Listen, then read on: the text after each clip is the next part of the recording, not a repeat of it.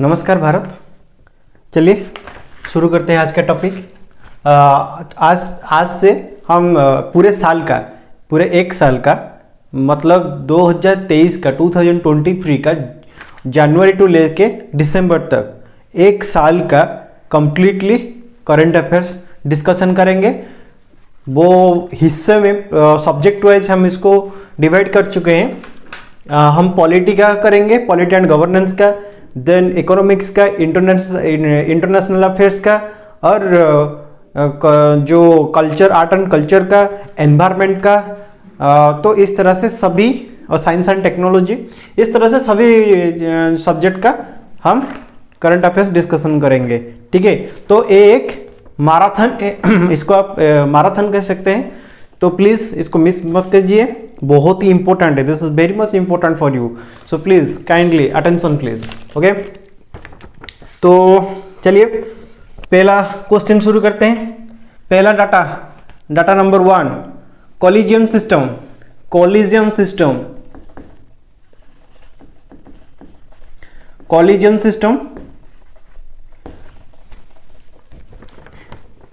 System किस machinery में आप देखने पाएंगे इसको, कॉलिजियम सिस्टम को? Judiciary mechanism machinery, judiciary machinery में आप इसको देखने पाएंगे कॉलिजियम सिस्टम को। तो what is collegium system? Indian judicial collegium system where existing जजेस अपॉइंट जजेस to the Nations constitutional courts.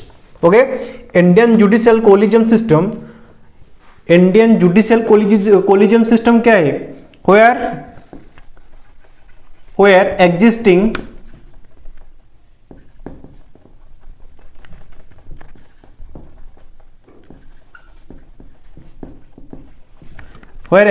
judges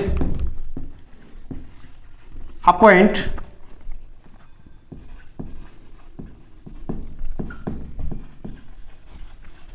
judges to the nation's constitutional court।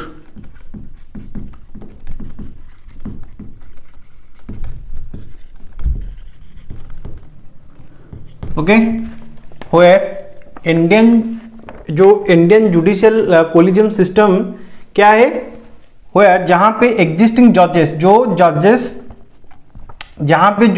Already काम कर रहे हैं, जज के जो पोस्ट में जो है, ठीक है, एग्जिस्टिंग जजेस जो जज के पोस्ट में ऑलरेडी कोर्ट्स में काम कर रहे हैं। ठीक है, तो वेयर एग्जिस्टिंग जजेस अपॉइंट जजेस to the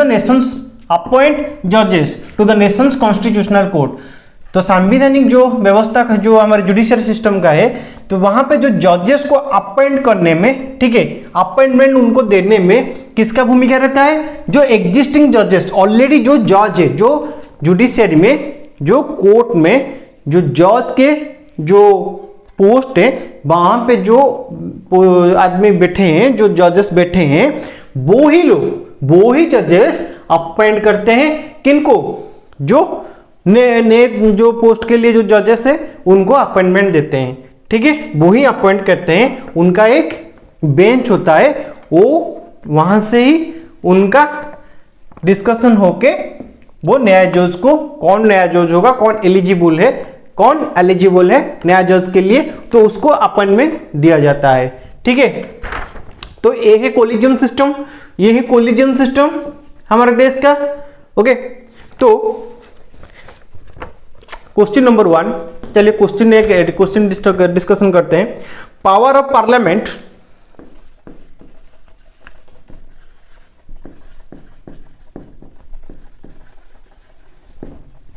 two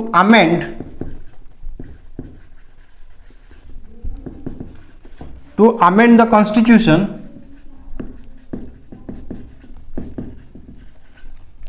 and procedure therefore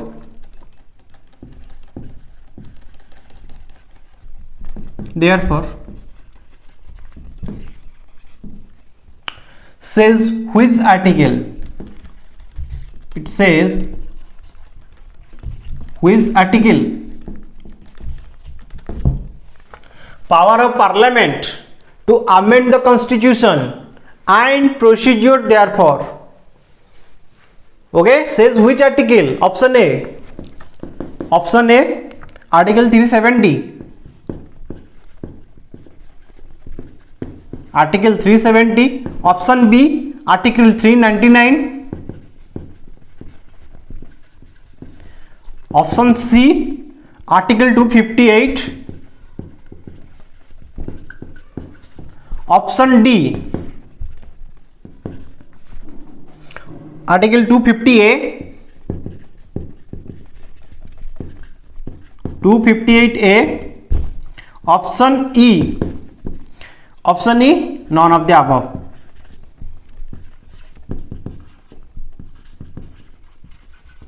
तो इसका आंसर क्या होगा? Power of parliament to amend the constitution. Constitution को अमेंडमेंट, जो संविधान को अमेंड करने के लिए, संशोधन करने के लिए पावर किसके पास है? पार्लियामेंट के पास। तो ये पावर पार्लियामेंट को किसने दिया है? हमारा संविधान नहीं दिया है। तो हमारा संविधान का कौन सी अनुच्छेद, कौन सी आर्टिकल में ये लिखा हुआ है कि power of parliament to amend the constitution and procedure therefore? कौन सी आर्टिकल में लिखा है? आर्टिकल 370? नहीं ना, ये आर्टिकल 370 है क्या? अरे नहीं, आर्टिकल 370 तो अभी फिलहाल न्यूज में है ना, जम्मू एंड कश्मीर वाला। तो हॉट न्यूज है, हॉट न्यूज वो था 370। Article 399, article 399 no. Article 258 no. Article 258A, अरे नहीं रे। तो आंसर कौन होगा? None of the above, none of the above इसका आंसर है। Okay, none of the above. तो ये कौन सा आर्टिकल तो देता है? अगर आर्टिकल ए सब आर्टिकल नहीं देता है तो कौन सा आर्टिकल देता है? आर्टिकल 368, आर्टिकल 368, आर्टिकल 368 आप हमारे पार्लियामेंट को ये पावर देता है, ठीक है, ये पावर देता है to amend the constitution. Okay, चलिए नेक्स्ट क्वेश्चन की तरफ। ओके, एक डाटा गिवन डाटा मैं आपको दे रहा हूं, बहुत इंपॉर्टेंट डाटा है, इसको नोट करिए, बहुत इंपॉर्टेंट आपके लिए आने वाले एग्जाम के लिए जो इस साल आने वाला है। तो separation of power, separation of power,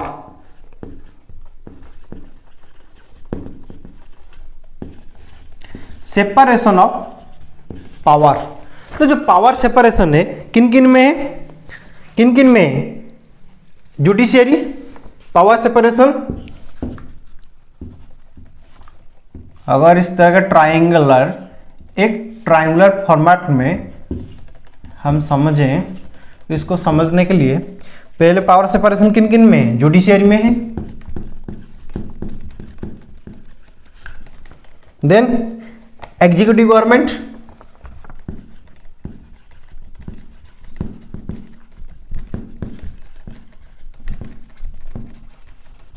executive government और किसके पास? Legislature, legislature.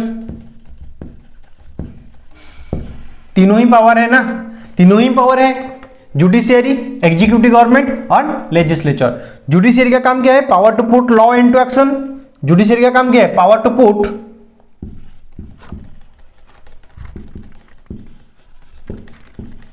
Law into action.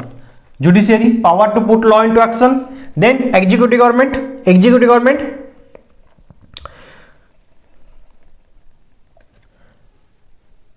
Sorry, जो जुडिशियरी का काम क्या है? जुडिशियरी का काम क्या है? जुडिशियरी का काम यह है कि जो power to make judgments on laws, okay, judgment, जो लॉ के जजमेंट है, power to make judgments on laws.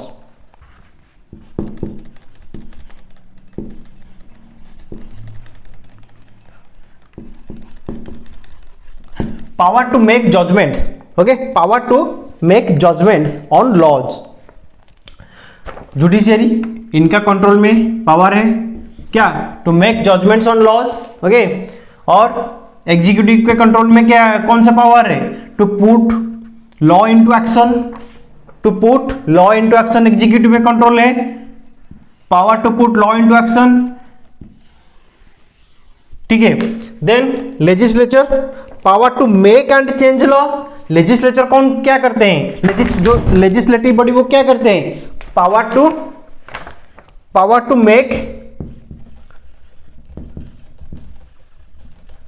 To make and change law. और लेजिस्लेटिव बॉडी क्या करता है, पार्लियामेंट में और स्टेट असेंबली में जो लेजिस्लेटिव बॉडी रहते हैं, ठीक है, एमपीज जो रहते हैं पार्लियामेंट में, और एमएलएस और एमएलसी जो रहते हैं स्टेट लेजिस्लेटिव असेंबली में, ठीक है।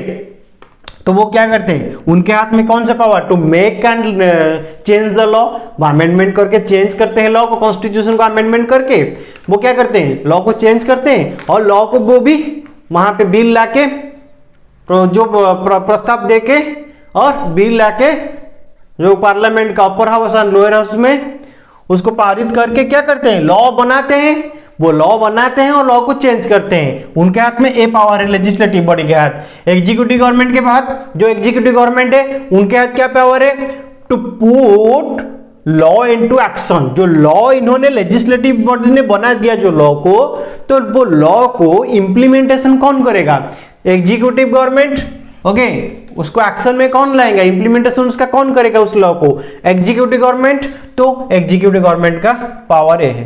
देन जुडिशियरी क्या करते हैं, to make judgments on laws. जो लॉ आया है वो सही है नहीं, वो जो देश की जो जनता है, देश की जो सिटीजन्स ऑफ ए कंट्री, तो उनका जो लॉ आया है वो उनके हित में है या नहीं, क्या किसी को कोई दिक्कत हो रहा है, क्या इस लॉ के चलते कोई प्रॉब्लम फेस कर रहा है, क्या किसी का फंडामेंटल राइट्स का यहाँ पे वायोलेशन हो रहा है।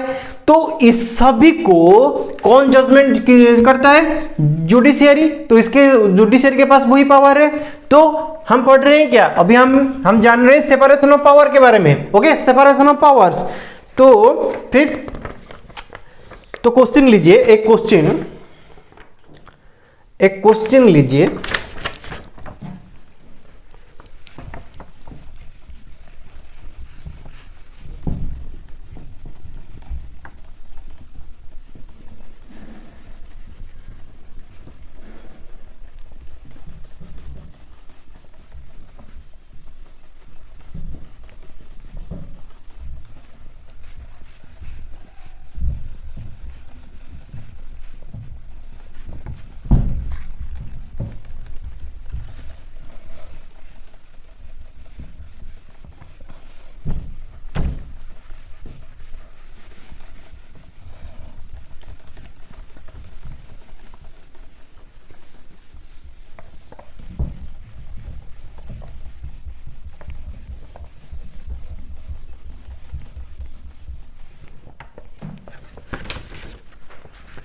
क्वेश्चन क्या है,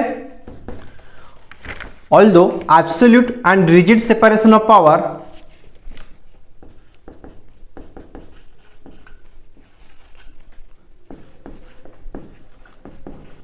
absolute and rigid separation of power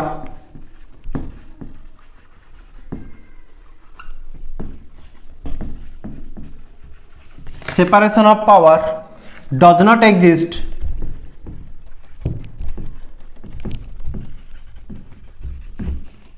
in the constitution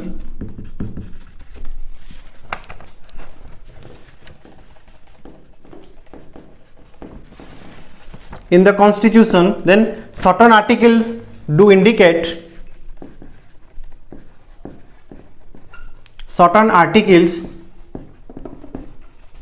do indicate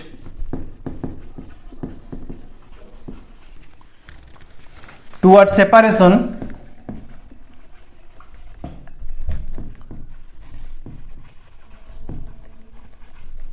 of power. State these articles. State these articles. State these articles. Okay, answer क्या होगा? आंसर क्या होगा इसका? Although absolute and rigid separation, although absolute and rigid separation of power does not exist in the constitution. जो absolute और rigid जो separation power है वो constitution में exist, जो constitution में हमारे भारत का संविधान में वो exist ही नहीं करता है। लेकिन certain articles, लेकिन कुछ articles हैं, कुछ अनुच्छेद हैं जो कॉन्स्टिट्यूशन में certain articles do indicate towards separation of power. Okay, लेकिन कुछ इस तरह के कुछ अनुच्छेद है दो जो कि इंडिकेट कर रहे हैं सेपरेशन ऑफ पावर को। ओके, सेपरेशन ऑफ पावर, तो वो आर्टिकल्स कौन कौन से हैं, चलिए इसके बारे में जानते हैं। इसका आंसर क्या होगा, इसके बारे में चलिए जानते हैं। आर्टिकल 50, ओके, पहला है आर्टिकल 50। आर्टिकल 50 क्या है? Article 50 DPSP directive, what is DPSP? Directive principles of state policy. DPSP directive principles of state policy. तो DPSP which directs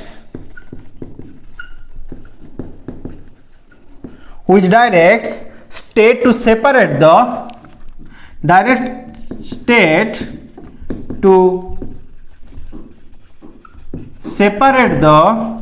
separate the judiciary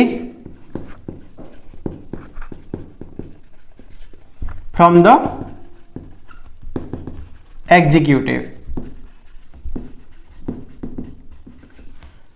okay, article 50 क्या कहता है? डीपीएसपी जो directive principles of state policy, okay, directive principles of state policy which directs, DPSP which directs state to separate the judiciary from the executive. DPSP क्या कहता है? Article 50 का जो DPSP directive principle state policy वो क्या कहता है? वो क्या कहता है? State to separate the judiciary from the executive, judiciary machinery को एग्जीक्यूटिव से सेपरेट करने के लिए। ओके, ये कहता है article 50। Then article 361, next one is article 361। Article 361, ओके, आर्टिकल 361 क्या कहता है? Protection of president and governors. जो प्रेसिडेंट, भारत जो राष्ट्रपति है, हमारे देश के राष्ट्रपति, ओके, और जो राज्य के राज्यपाल, ओके, उनका प्रोटेक्शन के बारे में कौन बोलता है? Article 361, protection of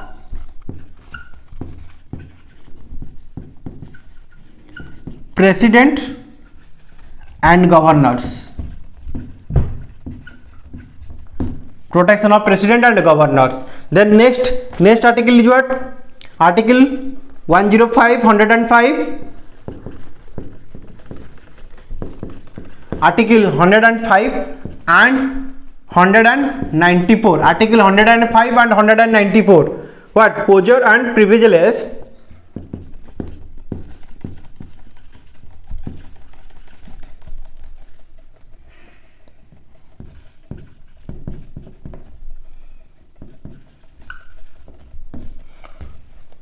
possession of privilege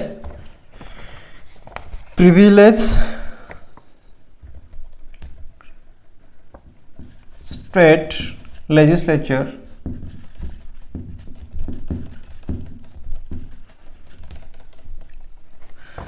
possession and privilege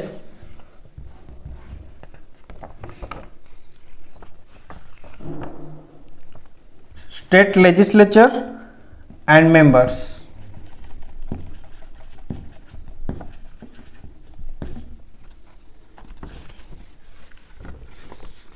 article 105 and 194, 105 और 194, ओके, क्या बोलता है? पोजर and privileges, okay, पोजर and privileges state legislature and members.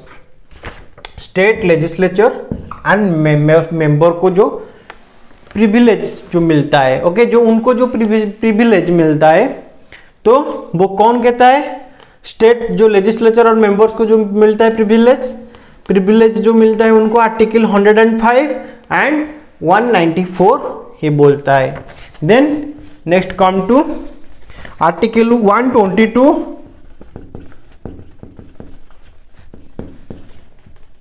and 212, article 122 and article 212 क्या बोलता है? Prohibits courts to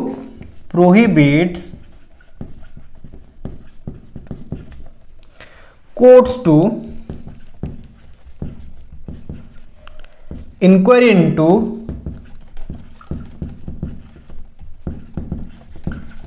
into the proceedings of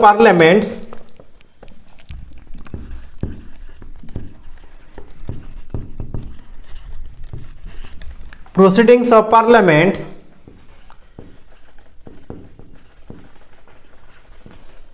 and state legislature।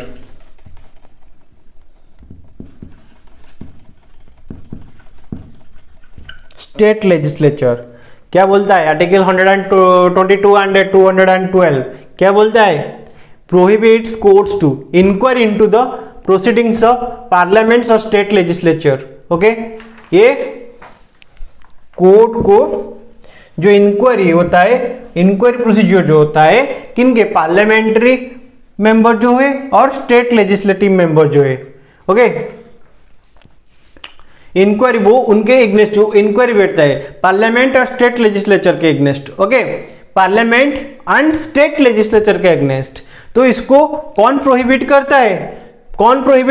Article 122 and 212 ये prohibit करता है कि जो इंक्वायरी जो प्रोसीडिंग्स होता है पार्लियामेंट और स्टेट लेजिस्लेचर के एग्नेस्ट, ओके, तो ये हो गया कौन सा जो पावर है, जो सेपरेशन ऑफ पावर है। सेपरेशन ऑफ पावर तो किन किन को कौन से पावर जो सेपरेट किया गया है? जुडिशियरी को पावर एग्जीक्यूटिव से सेपरेट किया गया है और जो प्रेसिडेंट एंड गवर्नर से उनको भी सेपरेट कौन करता है? इनको प्रोटेक्शन कौन देता है? जो एग्जीक्यूटिव एंड लेजिस्लेटिव जो जुडिशियरी बॉडी से उनको आर्टिकल 361 और जो प्रिविलेजेस जो मिलता है किनको? स्टेट लेजिस्लेटिव एंड मेंबर्स जो होते हैं, स्टेट लेजिस्लेटिव मेंबर्स जो हैं तो उनको जो प्रिविलेज मिलता है ये कौन सा आर्टिकल देता है? आर्टिकल 105 एंड 194 एक ओके उनको ये पावर देता है और ये प्रिविलेज देता है सब। ओके, और ये प्रिविलेज के तहत उनका पास ये पावर है, ठीक है, ये भी बोल सकते हैं हम। देन 122 एंड 212 ये क्या पावर देता है कि ये जो कोर्ट्स को प्रोहिबिट करता है इंक्वायरी जो स्टेट लेजिस्लेचर जो एंड जो पार्लियामेंट से इनके एग्नेस्ट, ओके, इनके एग्नेस्ट जो इंक्वायरी को प्रोहिबिट करता है कोर्ट से आर्टिकल 122 एंड 212। ठीक है, चलिए नेक्स्ट क्वेश्चन की तरफ चलते हैं।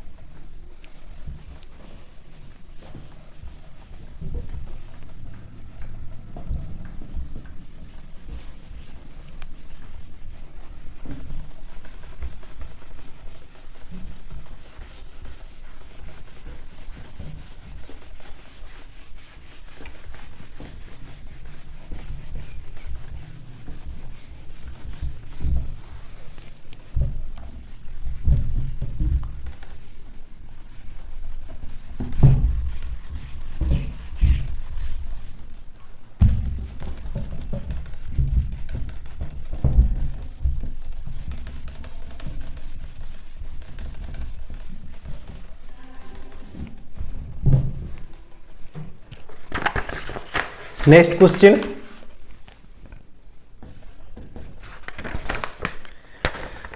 Overlap of the power and responsibilities. Overlap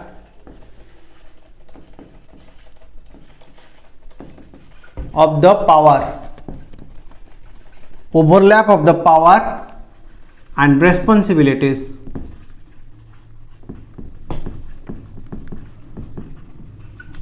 responsibilities between all the three organs, तीन organ,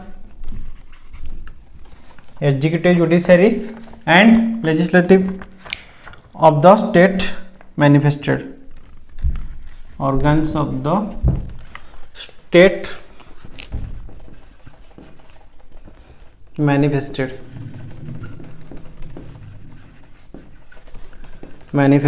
it relates which articles, ये जो स्टेटमेंट दिया है, overlap of the power and responsibilities between all the three organs, जो जुडिशियरी, तीन organ जो है, judiciary, legislative and executive, three organs of the state manifested. तो ये कौन सा, इट रिलेट्स व्हिच आर्टिकल, ये कौन से आर्टिकल से रिलेट करता है? इट रिलेट्स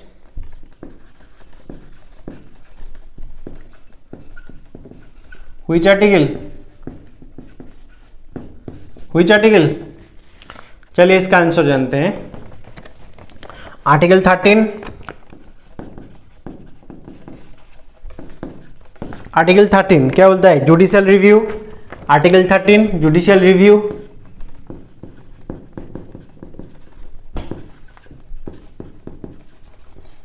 आर्टिकल 13 क्या बोलता है? Judicial review. Article 32 and 226, article 32 32 और 226 226, ये क्या बोलते हैं? Right to constitutional remedies, right to constitutional remedies, right to constitutional remedies. Then article 142 को क्या बोलता है? आर्टिकल 142 क्या बोलता है? Extraordinary power to our supreme court to do complete justice. Article 142 ये पावर दिया है सुप्रीम कोर्ट को, कौन सा power? Extra ordinary,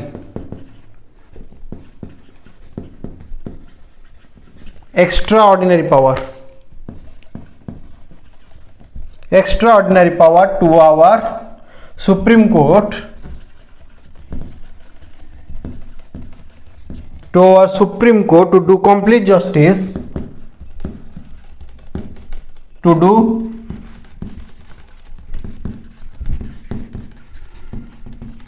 complete justice।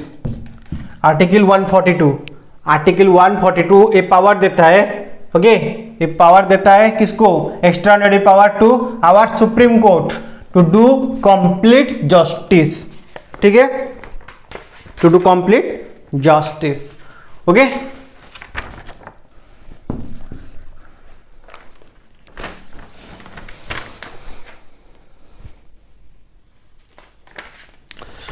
तो चलिए नेक्स्ट क्वेश्चन की तरफ। नेक्स्ट क्वेश्चन यहां पे कर लेते हैं।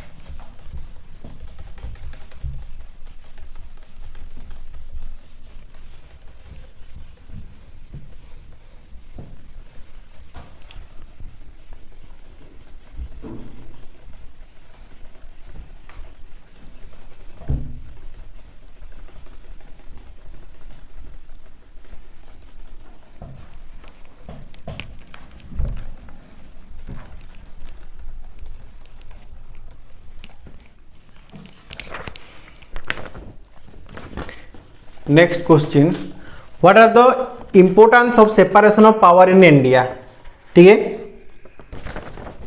Question, what are the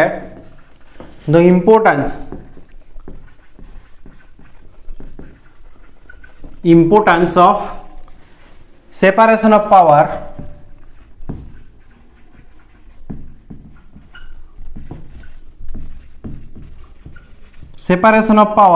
in India,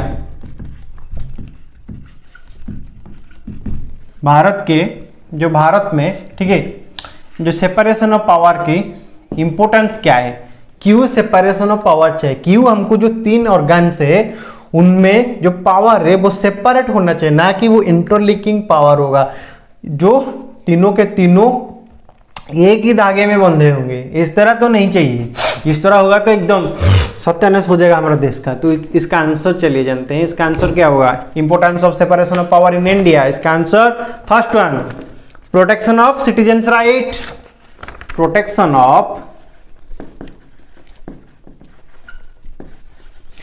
citizen right,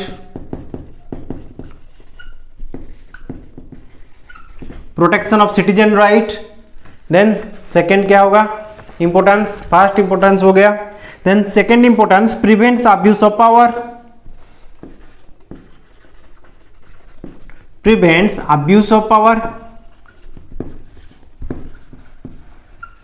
okay, then third one, ensure judicial independence. Okay, ensure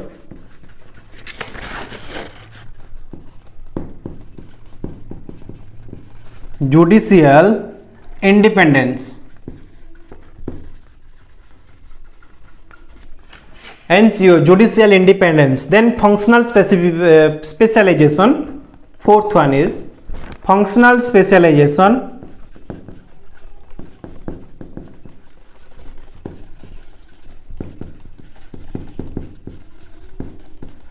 functional specialization. Then fifth one, minimizes conflict among government institutions, minimizes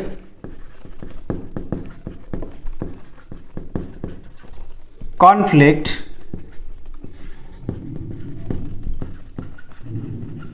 among government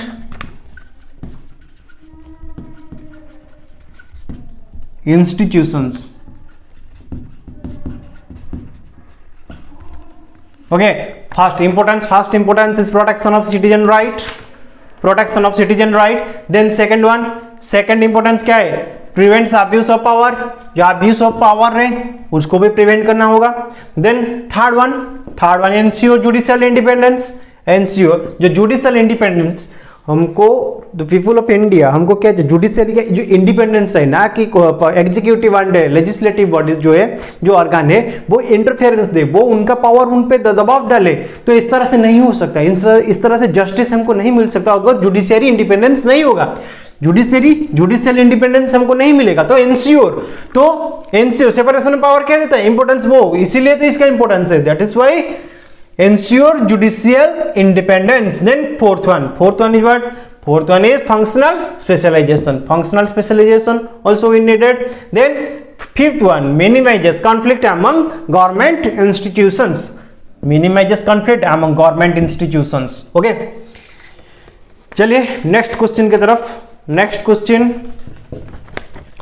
state some issues in separation power in India, state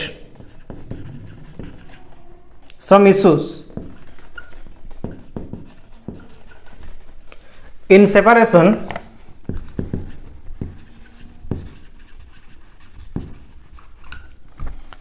of power in India.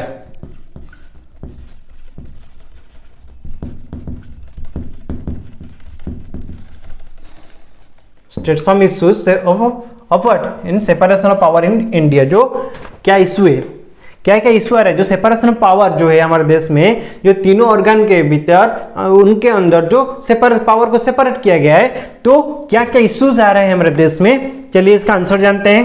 इसका answer क्या होगा? First one is deadlocks between the executive and the judiciary. First one, deadlock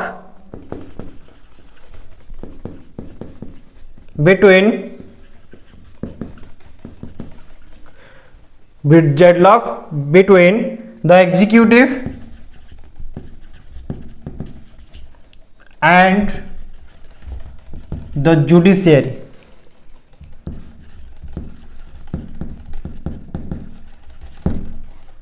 Deadlocks between the executive and the judiciary. Then second issue क्या है? Challenges in division of functions. Challenges in division of function. Okay, जो function है, division of function में जो function है उसके अंदर जो डिवीजन, जो फंक्शनल, जो डिपार्टमेंट वाइज जो फंक्शन है, सभी डिपार्टमेंट को डिवाइड किया गया है। ओके, उनका पावर एंड उनका working culture also different. Okay, तो उनका जो फंक्शन, जो गवर्नमेंट फंक्शंस है, गवर्नमेंट जो planning and laws and schemes, उसका जो इम्प्लीमेंटेशन है, इसका जो फंक्शनरी स्कीम, जो फंक्शनरी मशीनरी एक है, ठीक है, एक फंक्शनरी मशीन है, तो इसको जो डिवीजन किया गया है फंक्शन को, तो इसके हिसाब से पावर डिवीजन के कर दिया गया, सेपरेशन ऑफ पावर कर दिया सबको। जो तीनों ऑर्गन है, डिफरेंट ऑर्गन जो तीन है हमारे जो देश का, executive, judiciary and legislative body, तो इनके अंदर जो पावर डिवीजन कर दिया गया, तो जो फंक्शनलिटी है तीनों में, लेकिन तीनों किसके लिए काम कर रहे हैं? नेशन के लिए ही काम कर रहे हैं, लेकिन हमारे जो देश के सिटीजन के हित के लिए, तो देश को एक सिंक्रोनाइजेशन जो बोलते हैं, सिंक्रोनाइज्ड तरीके से चलाने के लिए, एक पीसफुली, ओके, वेल मेंटेन जो है, इस हिसाब से चलाने के लिए हम पावर को सेपरेट कर दिए। संविधान में इसका पावर सेपरेशन ऑलरेडी, जो कॉन्स्टिट्यूएंट जो असेंबली था, ओके, जो संविधान का, तो जो संविधान लिख रहे थे, तो तभी उन्होंने क्या किया, इसको नजर रखते हुए, ओके, इतना आईक्यू उनका था, देखिए, इसको नजर रखते हुए इन्होंने क्या किया, तीनों के अंदर पावर का सेपरेशन कर दिया। लेकिन उनको पता था आगे चल के अगर पावर का सेपरेशन किया नहीं जा रहा है तो बहुत दिक्कत आ सकता है, तीनों मशीनरी अगर एक हो गए तो इस देश को सही तरीके से चला नहीं सकते, फिर देश को कोई टेक ओवर आके फॉरेनर कर लेगा, तो इस तरह ही होगा। तो इसको नजर रखते हुए सेपरेशन कर दिए उन्होंने। तो यहाँ पे चैलेंजेस भी होगा, तो सभी में चैलेंजेस भी तो आएगा ना। तो तीनों में जो अगर सेपरेशन हो गया है पावर में, तो डेडलॉक से, देखिए डेडलॉक है एग्जीक्यूटिव एंड जुडिशियरी के अंदर, ठीक है, चैलेंजेस है डिवीजन ऑफ फंक्शंस को लेके, ठीक है। तो then third one is leads to encroachment of other organs, leads to encroachment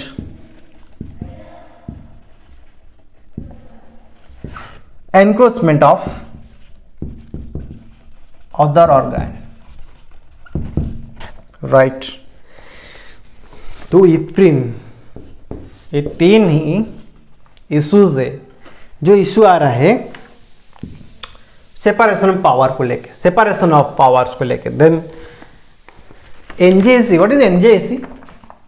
do you know the full form of NJAC? आपको पता है एनजेएसी का फुल फॉर्म क्या है? National judicial appointment commission, national judicial appointment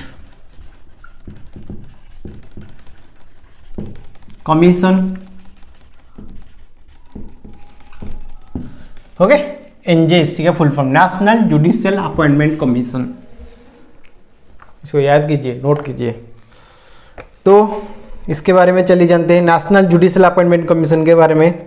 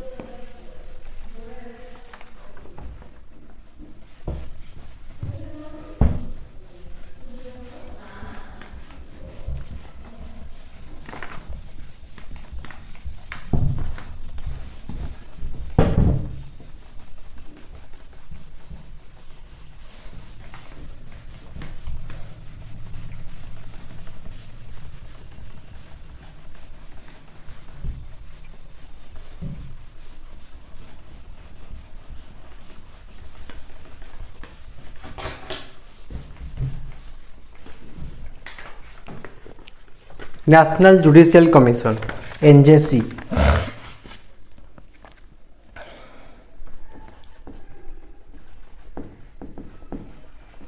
national judicial commission.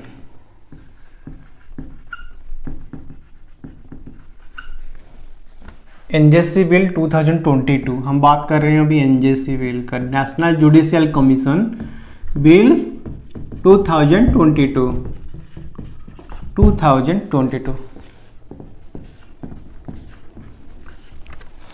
National judicial commission bill 2022। The first one is what, चलिए इसको note कीजिए, please note it, बहुत इंपॉर्टेंट है। NJC national judicial commission bill 2022 current affairs में इस साल का। NJC bill 2022 aims to regulate, NJC bill 2022 aims to regulate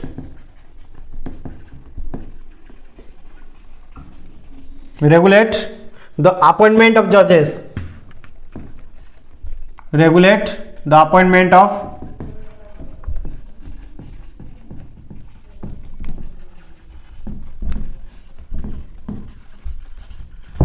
of judges to the high courts,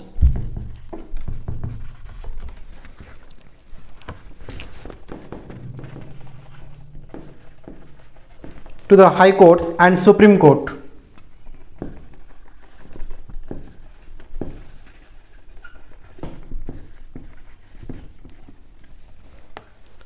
Through the National Judicial Commission.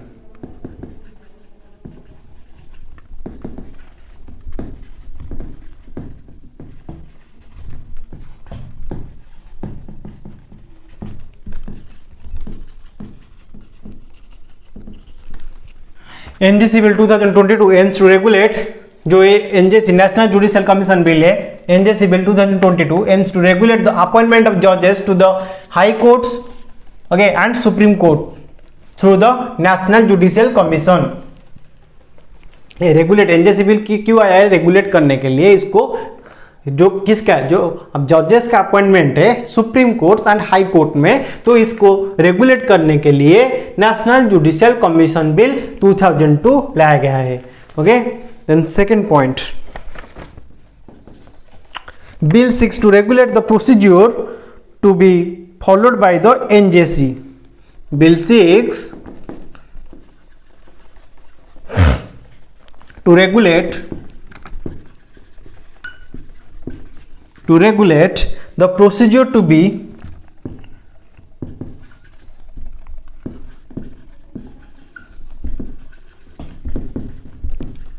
to be followed by the NJC.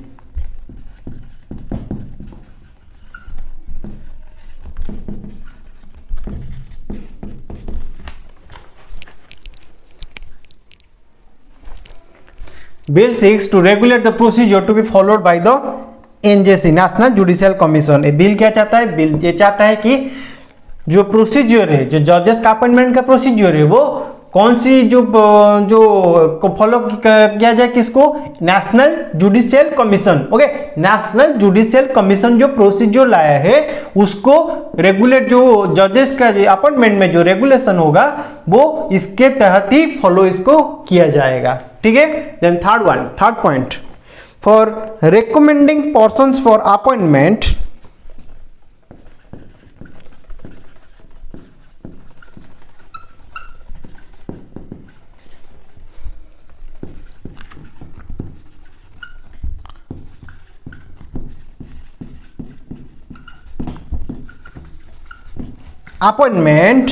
as the Chief Justice of India,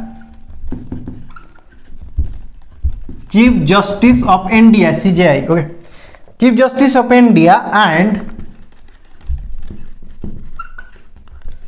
other judges of the Supreme Court and Chief Justice of and other judges of High Court. Okay, for recommending person for appointment as the CJI, Chief Justice of India and what other judges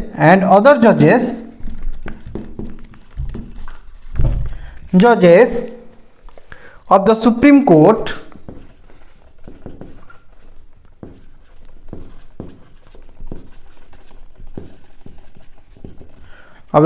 Court and Chief Justices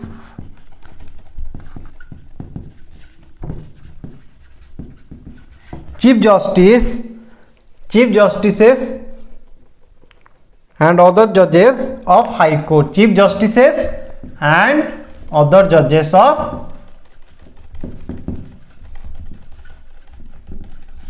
High Court. High Courts. Okay. For recommending person of appointment.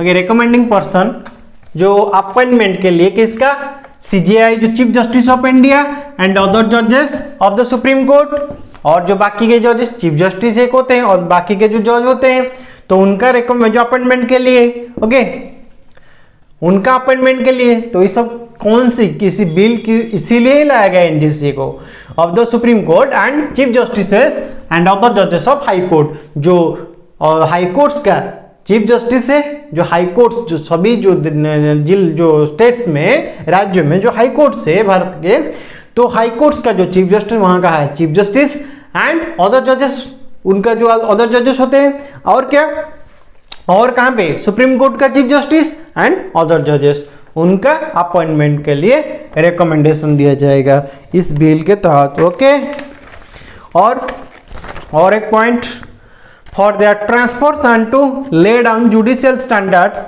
and provide for accountability of judges for their transfer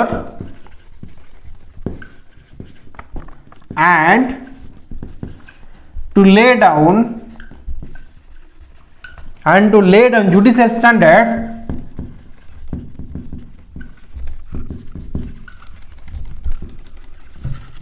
standard and provide for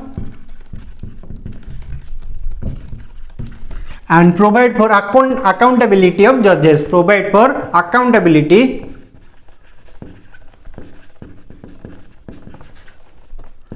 of judges। okay, accountability of judges। okay, then next point, और क्या आता है bill के तहत, bill के तहत और क्या आता है, establish credible and expedient mechanism for investigating into individual complaints for misbehaviour और इनकैपेसिटी ऑफ ए जज ऑफ द सुप्रीम कोर्ट और of a high court. Okay, then another point is also here, for the presentation of an addressed by parliament to the president in relation to proceeding for removal of judges, establish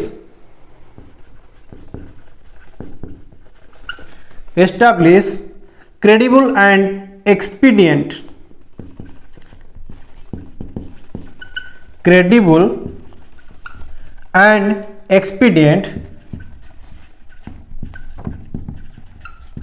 mechanism for investigating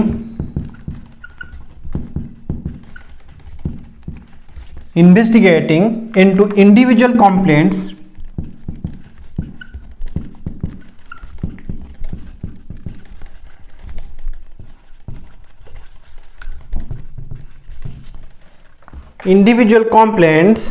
for misbehavior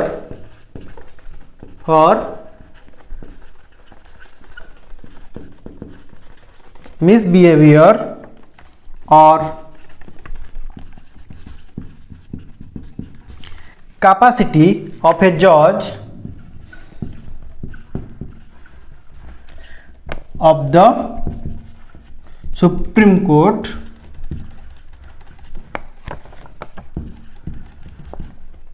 or of a High Court। Okay, the next point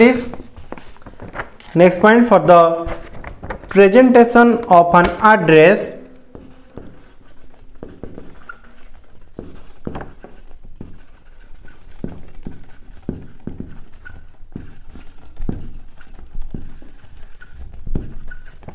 for the presentation of an address by parliament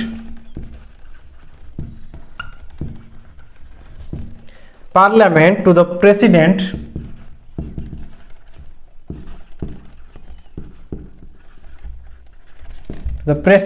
in relation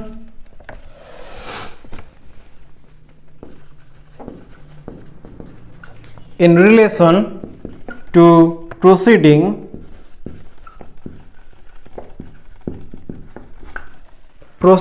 for removal of judges,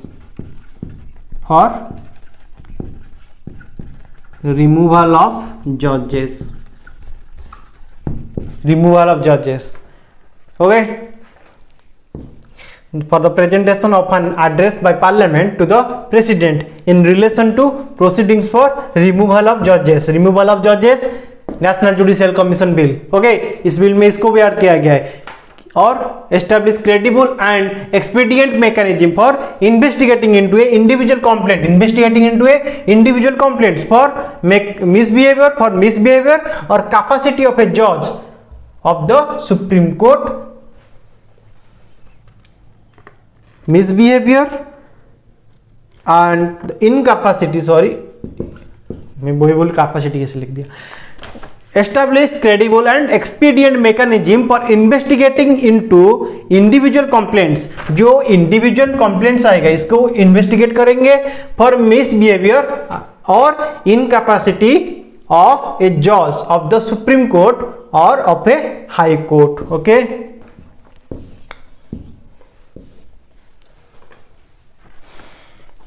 जो credible and expedient mechanism establish किया गया है इसके लिए, ठीक है। चलिए next question की तरफ चलते हैं, इसको नोट कीजिए, नोट कर दिए, इसीलिए तो लिख रहा हूं, नोट कीजिए प्लीज, ये पॉइंट को नोट कीजिए, नेशनल जुडिशियल कमीशन का पॉइंट्स को, हो गया। चलिए नेक्स्ट क्वेश्चन की तरफ चलते हैं।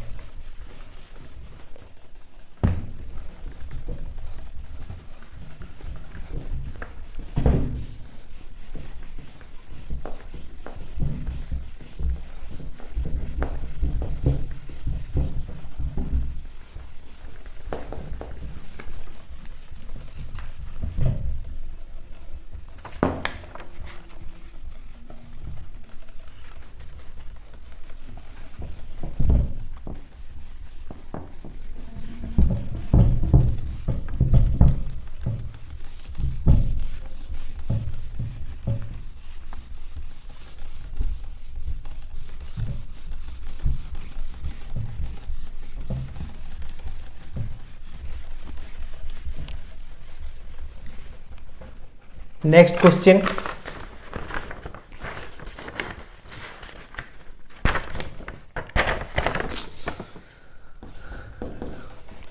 Next, which service belongs to all India service,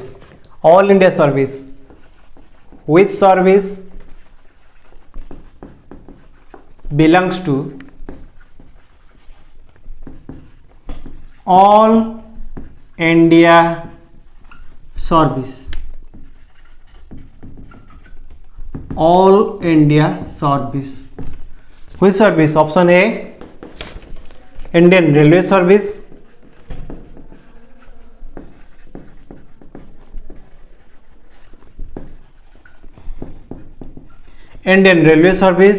option B Indian engineering service,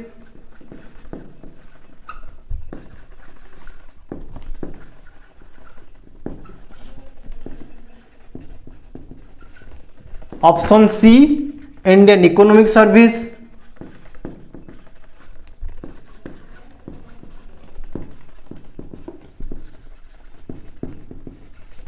option D IAS Indian administrative service, Indian police service IPS, then IFoS Indian forest service, then इसको इन तीनों को क्या बोलते हैं, civil service,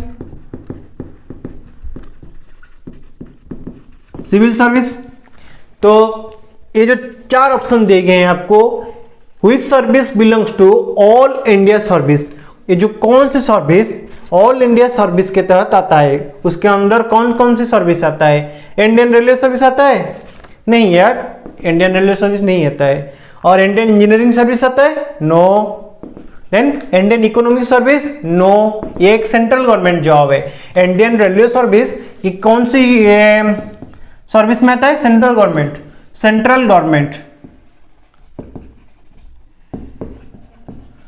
central government service में आता है ये तीनों। इंडियन इकोनॉमिक सर्विस आता है, इंडियन इंजीनियरिंग सर्विस आता है और इंडियन रेलवे सर्विस आता है सेंट्रल गवर्नमेंट के अंडर जॉब। और IAS Indian administrative service, Indian police service और Indian forest service. Forest not foreign service, this is forest service. Okay, ये जो सिविल सर्विस है ये आता है ऑल इंडिया सर्विस के तहत। All India service, all India service means they are operated, they are work both for state, they are work both for state and union government or central government. Okay, state and central दोनों के लिए ये काम करेंगे। State इनको cadre basis में deputation दिया जाता है, cadre basis deputation, cadre basis. Okay, cadre basis. तो इन जो कैडर के तहत तो इनको आईएएस और आईपीएस को और फॉरेस्ट सर्विस जो आईएफएसओ को तो इनको कैडर बेसिस डेपुटेशन दिया जाता है। लेकिन ये फिर सेंट्रल कैडर मिल गया इनको, तो कैडर में क्या होगा? इनका पोस्टिंग हो जाएगा कैडर में, जिस कैडर मिला होगा। तो फिर ये क्या करेंगे कि सिस्टम हो गया, स्टेट के लिए काम किए, फिर ये सेंट्रल गवर्नमेंट के लिए कैसे काम करेंगे?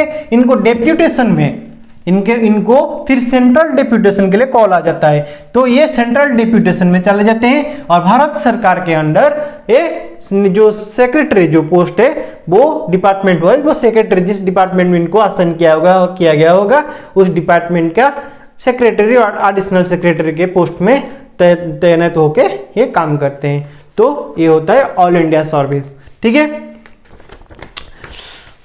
तो चलिए नेक्स्ट जानते हैं।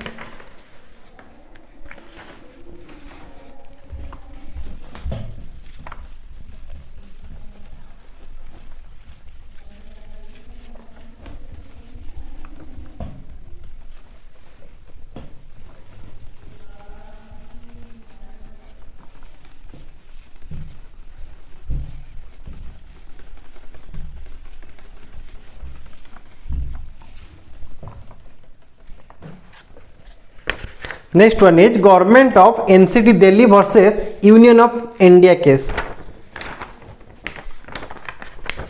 Next one is government of NCT Delhi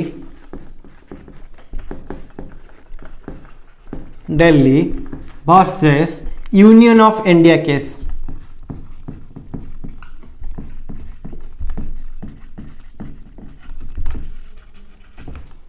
government of NCT Delhi versus union of India. चलिए जानते हैं क्या है। द एलजी का एलजी वॉशिंग मशीन और एलजी फ्रिज और एलजी टीवी नहीं यार, एलजी मतलब lieutenant general. Okay, lieutenant general LG का फुल फॉर्म है। जो एक यूनियन टेरिटोरीज होता है उनका, जैसे हमारा राज्य का वो जो जिस तरह के जो गवर्नर होते हैं, राज्यपाल होते हैं राज्य में, तो इस तरह से यूटी में यूनियन टेरिटोरीज में एलटी जो एलजी रहते हैं, जो लेफ्टिनेंट जनरल जो गवर्नर होते हैं, लेफ्टिनेंट गवर्नर और लेफ्टिनेंट जनरल उनको बोलते हैं lieutenant governor. Okay, LG lieutenant governor.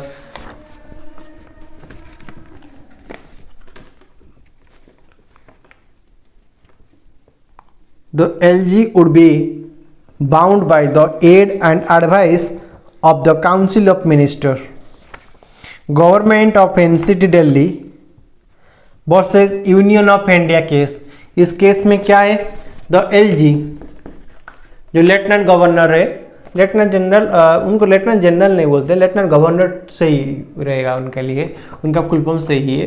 Sorry, मैं लेफ्टिनेंट जनरल गलती में बोला, वो लेफ्टिनेंट गवर्नर है। ठीक है, लेफ्टिनेंट गवर्नर, मिस्टेक हो गया, sorry. The LG would be bound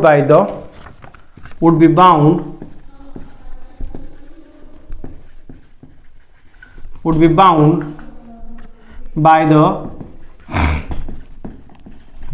aid and advice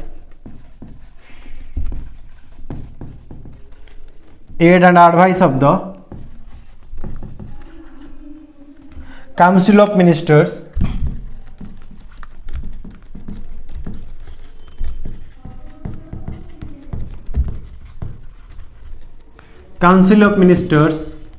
COM. Okay, Council of Ministers in matters that were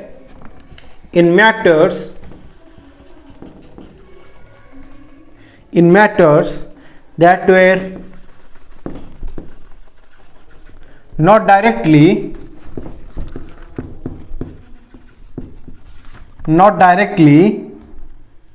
and the control of the LG, not directly under the control of the LG. The LG would be bound by the aid and advice of the Council of Ministers in matters that were not directly under the control of the LG. वो जो council of ministers हैं उनका जो भी advice होगा, जो भी होगा, वो एलजी मानने के लिए बाध्य है। ठीक है, वे मानने के लिए बाध्य है। ये कौन से? NCT Delhi, government of NCT Delhi versus union of India case में हम पढ़ रहे हैं। ओके, और second point, bearing policy,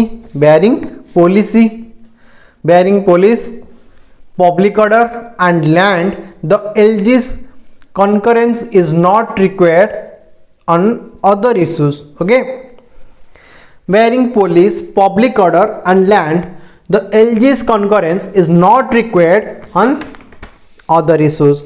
However, the decisions of the COM, the decisions of the councils of ministers, okay, the decision of the councils of ministers will have to be communicated to the LG. जो भी decision होगा, ठीक है, वो LG से communicate कर सकते हैं। ठीक है, वो LG से कम्युनिकेट कर सकते हैं।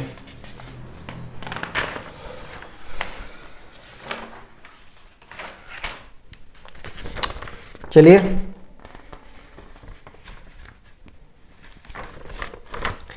जानते हैं नेक्स्ट क्वेश्चन को। चलिए next question,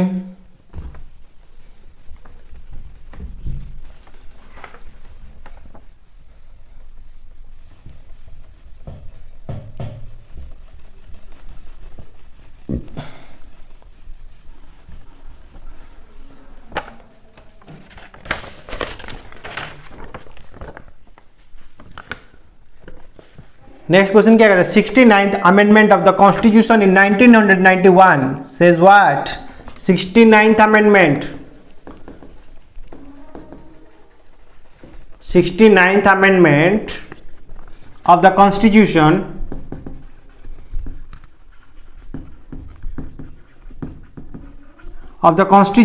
in 1991, in 1991 says what? क्या बोलता है? says what?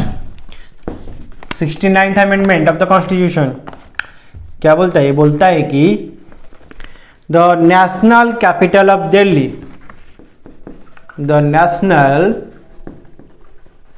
Capital of Delhi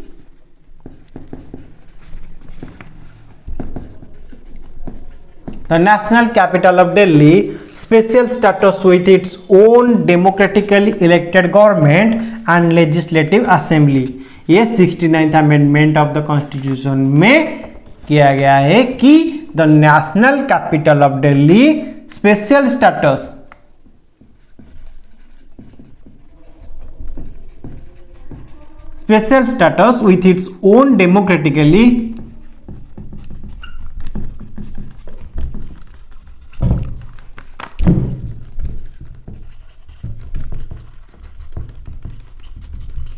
with its own democratically elected government elected government जो है उसका, elected government and legislative assembly.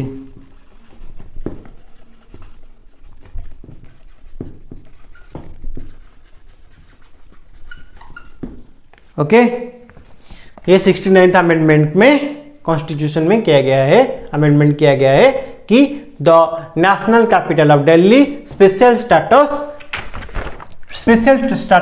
with its own democratically elected government and legislative assembly। Okay, ये 69th amendment of the constitution में किया गया था। तो चलिए, evolution of administration of Delhi government, जो दिल्ली गवर्नमेंट का इवोल्यूशन है एडमिनिस्ट्रेशन का, उसका इसके बारे में जानते हैं। चलिए, evolution of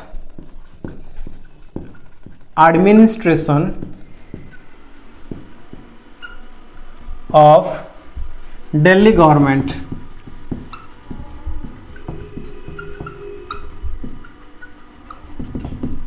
evolution of administration of Delhi government, जो दिल्ली गवर्नमेंट एडमिनिस्ट्रेशन का इवोल्यूशन कैसे हुआ, चलिए इसके बारे में जानते हैं। पहले 1950 Delhi made a part C state. Delhi made a part C state. Then second one 1951 फिर क्या हुआ, 1951 में legislative assembly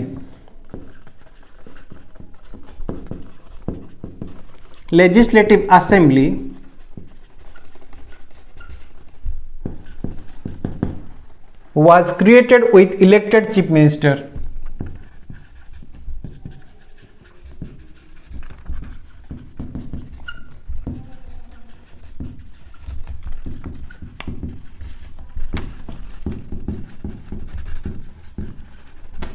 was created with elected chief minister। Then 1956 में क्या हुआ, फिर 1956 under state reorganisation, under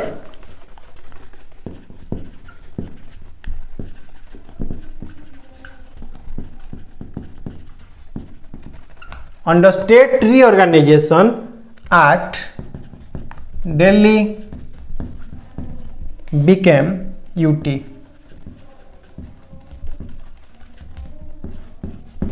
under state reorganisation act Delhi became UT 1956 में। फिर 1966 में क्या हुआ, 1966 में क्या इवोल्यूशन हुआ, Delhi administration act provided for a limited representative government in Delhi. Delhi administration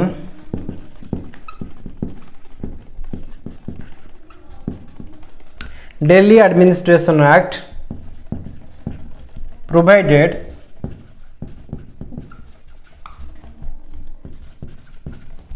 for a limited representative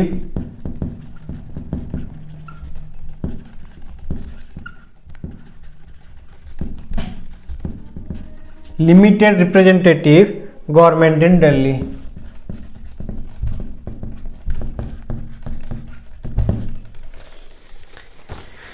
then 1966 गए, 1991 में क्या हुआ, 1991 में 69th कॉन्स्टिट्यूशनल अमेंडमेंट, जो 69th कॉन्स्टिट्यूशनल अमेंडमेंट के बारे में पढ़ रहे थे अभी, 69th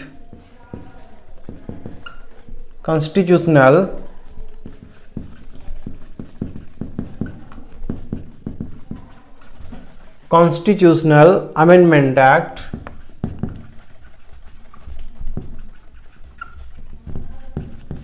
amendment act and GNCTD act 1991 passed. क्या है GNCTD? GNCTD बोलिए इसका full form, government of national capital territory of Delhi. GNCTD government of national capital territory of Delhi. ठीक है, 1999 हो गया। फिर आ गया 2021 2021 में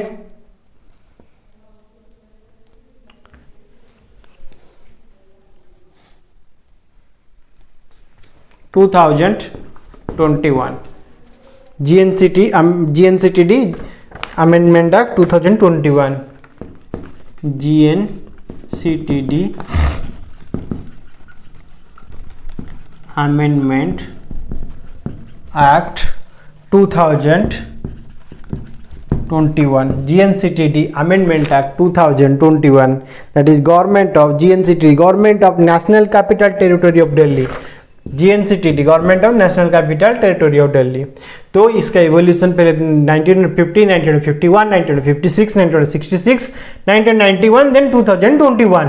1950 में क्या हुआ, Delhi made a parts state. Then 1951 में क्या हुआ, legislative assembly was created with elected chief minister।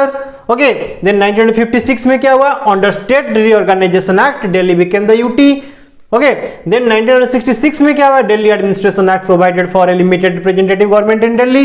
ठीक है, 1999 में क्या हुआ, 69th constitutional amendment act and what and government of national capital territory of Delhi act 1991 passed। तो 2021 में जो government of national capital territory of Delhi amendment act फिर आया 2021 में। एक हुआ था 1991 में, फिर आया इसको अमेंडमेंट किया गया, जो एक्ट आया था उसको GNCTD एक्ट, उसका अमेंडमेंट किया गया 2021 में। तो ये दिल्ली जो evolution of administration of Delhi government का बारे में था। चलिए डिफरेंस, अरे पता है ना, पुडुचेरी भी नेशनल जो यूनियन टेरिटोरीज के अंडर जाता है, एक यूटी है पुडुचेरी ना। फिर दिल्ली भी एक यूटीज है। तो दिल्ली में जब लेफ्टिनेंट गवर्नर है जो LG है, फिर पुडुचेरी में भी LG है। तो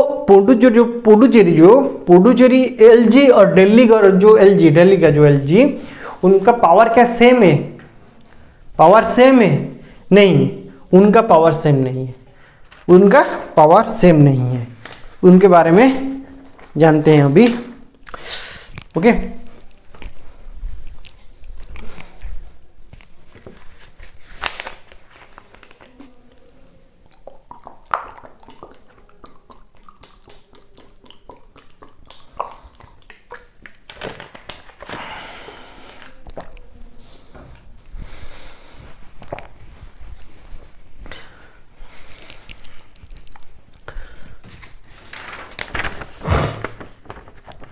difference between LG power in Delhi and Puducherry। The LG of Delhi enjoys greater power than the LG of Puducherry। तो जो दिल्ली का LG है, जो दिल्ली का LG और पुडुचेरी का LG, तो एक ग्रेटर पावर है दिल्ली का LG के पास। ठीक है, the LG of Delhi has executive functions.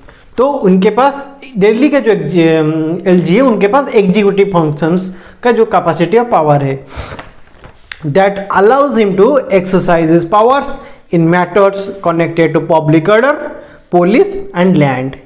Okay, in consultation with the chief minister. लेकिन जो पावर है फिर भी वो जो उस यूटी जो दिल्ली का जो चीफ मिनिस्टर है उनसे कंसल्ट करके ही ये काम करेंगे। ठीक, consultation with the chief minister if it is so provided under any order issued by the president under article 239 of the constitution। लेकिन चलिए नेक्स्ट पॉइंट के, LG of Delhi is also guided by the government of national capital territory of Delhi amendment act 2021 and the transaction of business of the government of national capital territory of Delhi rules 1993। The LG of Puducherry is guided mostly by the Government of Union Territories Act 1963। ठीक है, Government of the LG of Puducherry is guided mostly by the government of union territories act, government of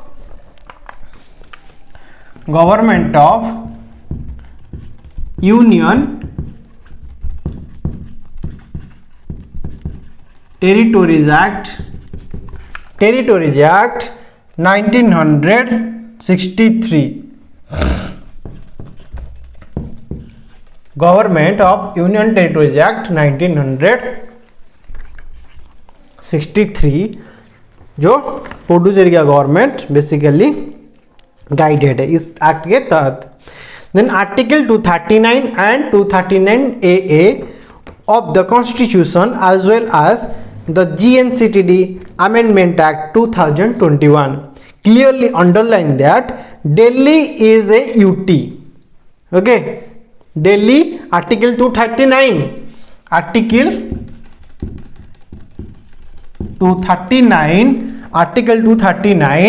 and Article 239 AA 239 and 239 AA of the Constitution, ठीक है, where the center has a much more prominent role than in the Puducherry के government के पास इतना power नहीं है, ठीक है।